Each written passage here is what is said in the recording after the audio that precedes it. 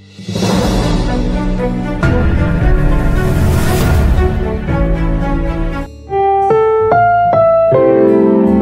programang ito ay rated SPG. Striktong patnubay at gabay ng magulang ang kailangan. Maaaring may masiselang tema, lengguwahe, karahasan, sexual, horror o droga na hindi angkop sa Welcome back mga ka-episode plus at narito mga dapat nating abangan dito nga lang sa Abot Kamay na Pangarap kung saan patuloy nga nililin lang nga nito ni Moira itong si Lynette. Kaya naman ngayon ay parang paniwala na nga ang lahat din sa nangyayari kay Lynette kung saan parang nasisiraan na nga ito ng ulo. Kaya naman dahil dito ay nahingi na nga ng tulong ito si Lynette kay Doc Benitez dahil na nga rin sa nararanasan nga niya. Sa kabilang banda naman niya ay magkakaharap na nga itong si Giselle at ang bagong karakter nga kung saan nga nanggagalaiti nga sa galit nga itong babae kay Giselle dahil kung siya nga raw ang nagplano ng pagkidnapin dito nga kay Lolo Pepe ay hindi niya gugustuhin dahil mas gusto niya pa nga na mas mapahamak nga itong si Giselle.